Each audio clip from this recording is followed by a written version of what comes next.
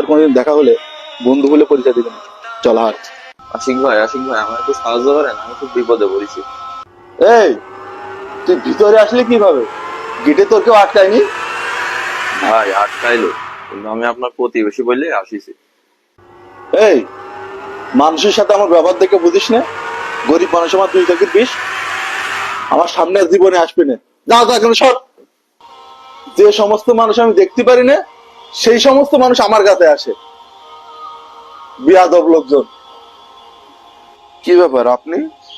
যে আসি, শুনলাম তোমার আব্বা নাকি খুব অসুস্থ, তাই একটু দেখতে আসলাম।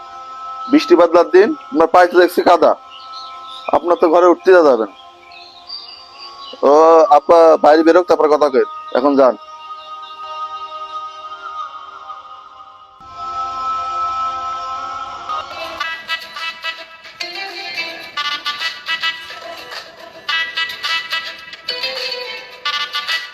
স্যার কি খাবেন? একটা স্পেশাল লাস্টি নিয়ে এসে যাও। এই যে স্যার আপনার স্পেশাল লাস। আরে একসাথে পড়াশোনা করতাম বন্ধু না, যাই তো একটু দেখা করি। কিরে বন্ধু, ভালো আছিস তুই? তোর তো নাম ডাক এখন সারা বাজার ঘাটে রে।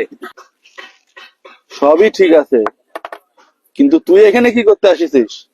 আরে বন্ধু, আমি তো এই যে এখানে কাঠমিস্ত্রির কাজ করি, তাই লাল চা খাতে আসিলাম। তুই যা শুনেছিস ঠিকই শুনেছিস। অনেক বড় বড় লোক আমার পেছনে ঘরে।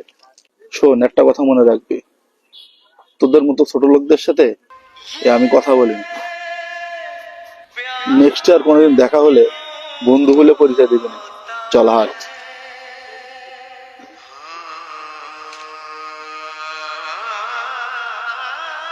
ভাই, আপনি তো জানেন আব্বার অসুস্থতার কারণে দেশের বাইরে চিকিৎসা করে নিয়ে আসলাম। আমার প্রায় 1 কোটি টাকা খরচ। ব্যবসার অবস্থা তো ভালো না। ব্যবসা আমার যে হারে লস আসছে, মানে আমি আর টিকতে পারছি না। আর যে কাজে হাত দিই সেটাই ফ্লপ। দেখো আশিক, আমি যতদূর জানি তোমার সম্পর্কে, তুমি গরিব অসহায় মানুষের সাথে খুব খারাপ আচরণ করো। তুমি টাকা পয়সার দাম্ভিকতায় খুব অহংকার করতে মানুষের সাথে। কথায় আছে অহংকার পতনের মূল। আমার মনে হয় তোমার এই অহংকারের কারণেই তোমার আজ এই অধপতন। যে সমস্ত মানুষ আমি দেখতে পারি না, সেই সমস্ত মানুষ আমার কাছে আসে। আপনার পায়ে তো দেখছি কাদা। আপনার তো ঘরে উঠতে যাবেন।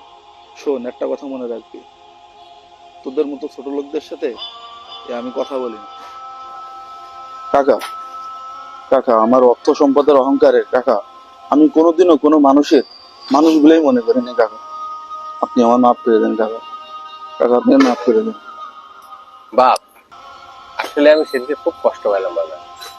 তা তুমি যে আসলে তোমার ভুল বুঝতে পেরেছো, এতে আমি অনেক খুশি। আমি তো মাফ করে দিলাম বাবা। আল্লাহ তোমার মঙ্গল করুন। অনেক মানুষ আছে যারা অর্থ সম্পদের অহংকারে গরিব মানুষকে মানুষ বলেই মনে করে না। একটা কথা মনে রাখবেন, শেষমেশ অহংকারী হচ্ছে মানুষের পতনের মূল।